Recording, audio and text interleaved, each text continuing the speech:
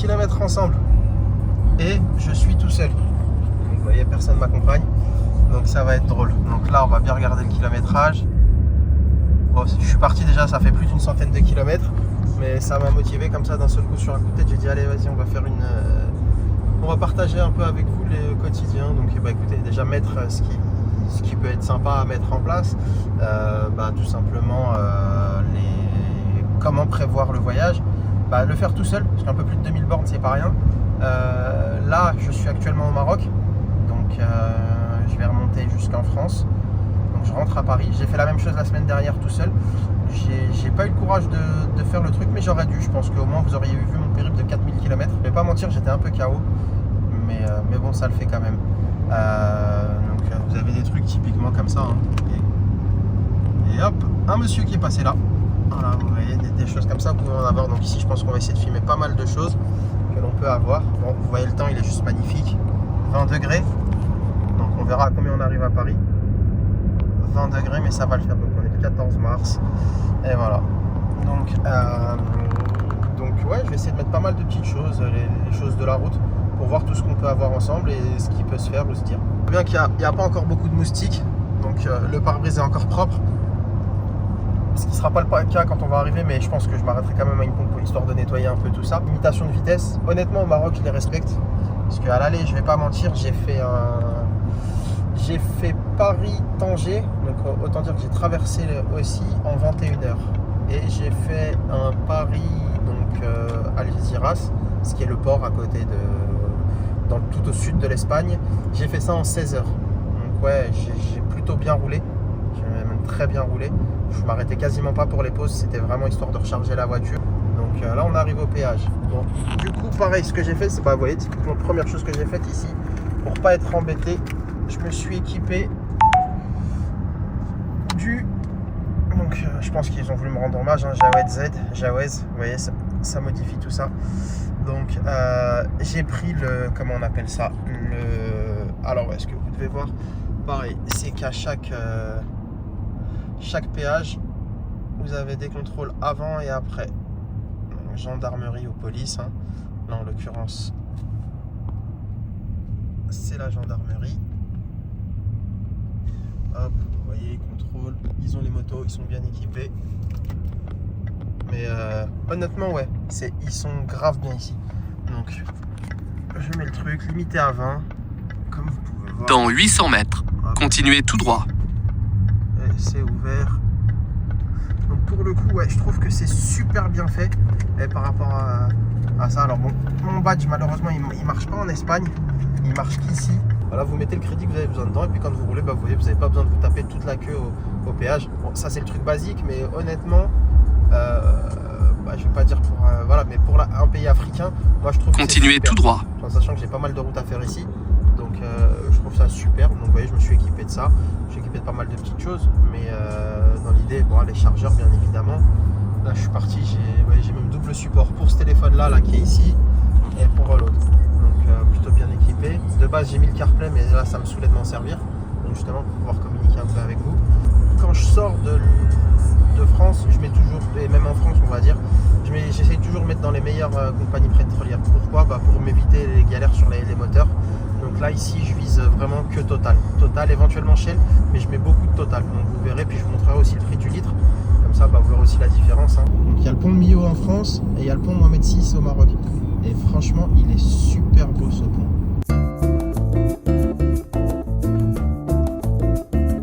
Tout ce qui est logistique, transit, tout ça c'est magnifique.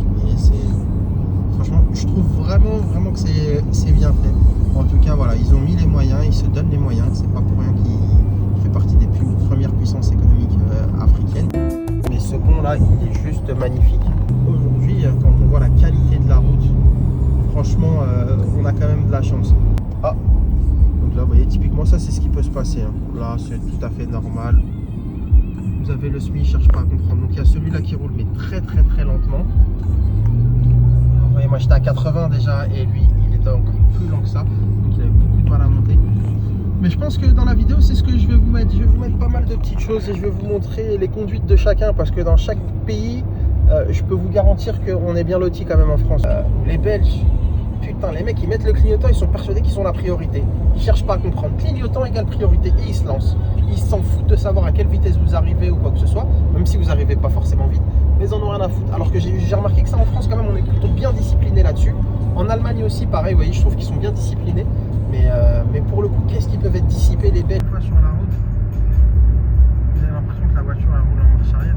Putain, la voiture elle est en marche arrière. Là ça me faisait ça devant moi sur celle-là. Putain, ça fait. Regardez ce que je me disais. Il n'y a rien qui me dérange. Je me suis sur la voie de droite. Et il est détendu. Et je peux vous garantir une chose, c'est qu'il sait même pas que j'existe. Il s'en bat les reins. Tiens, super sympa.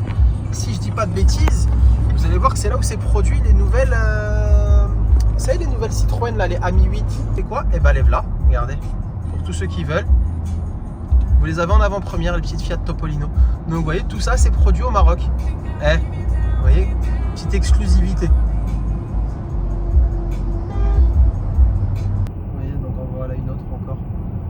Je sais pas si c'est celle-là ou l'autre, celle de Tanger. On arrive. Allez, je vais essayer de voir par où se passent mes affaires et je vous tiens au courant. C'est à quelle heure le prochain? Le prochain c'est à 18h. Waouh. Bah écoutez, pas pu vous montrer les douanes, mais en tout cas, c'est passé. Donc, alhamdoulilah, on est passé nickel. Bah maintenant, il va rester à voir ce qu'il nous reste à faire. Bah, vous voyez, là, typiquement, c'est le. Donc le scanner, comme ça pour vérifier justement qu'il n'y ait pas de choses illégales qui puissent sortir du pays, ce qui est légitime. Mais ils ont une machine comme ça, donc c'est un gros camion, un gros scanner. Et il passe à la fouille la voiture. Comme quand on passe nous à l'aéroport, c'est exactement la même chose. Là ça y est, on a passé les douanes. Du coup on est en train d'arriver au bateau. J'espère juste que je vais avoir de la chance. Putain, 13. Ah putain, on y arrive hein. 15.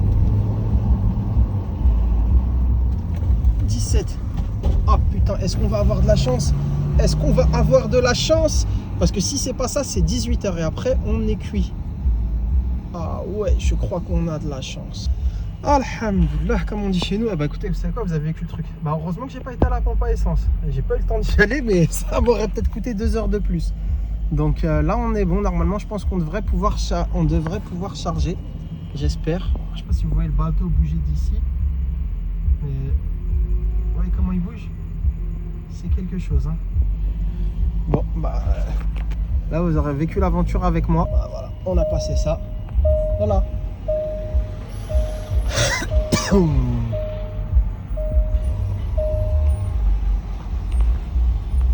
est en train de rentrer dans le bateau, bah vous voyez.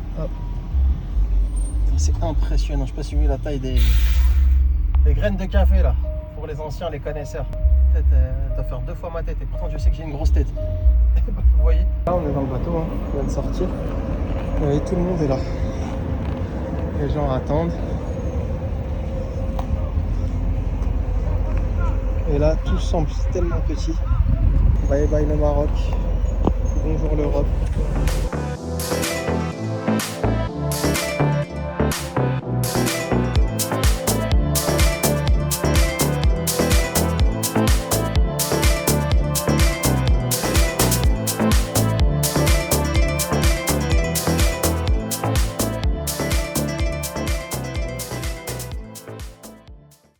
Bon bah là on va repartir, hein. C'est parti, on rattaque la route.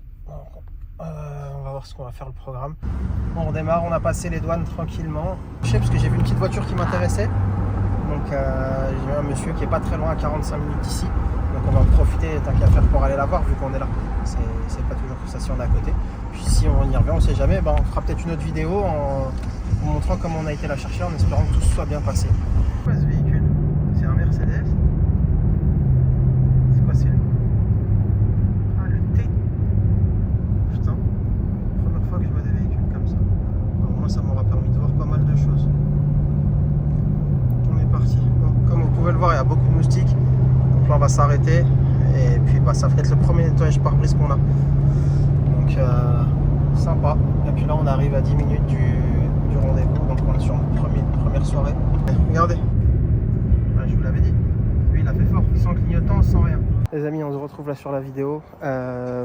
Donc du coup, j'ai fait un petit crochet pour voir une voiture qui me plaisait énormément, que je cherche depuis très longtemps. Plutôt saine, elle a très peu de kilomètres. Voilà, c'est un produit qui est très recherché en France aussi, très demandé par les puristes et surtout les anciens. Donc moi, vous allez apprendre à me connaître et vous allez voir que j'aime beaucoup les young timers. Donc voilà, c'est un produit que je cherchais depuis très longtemps, qui est très peu kilométré. Et on va voir avec le monsieur si on arrive à faire affaire. Donc c'est un Américain qui est militaire et du coup, voilà, hein, j'ai plus besoin de parler, je pense.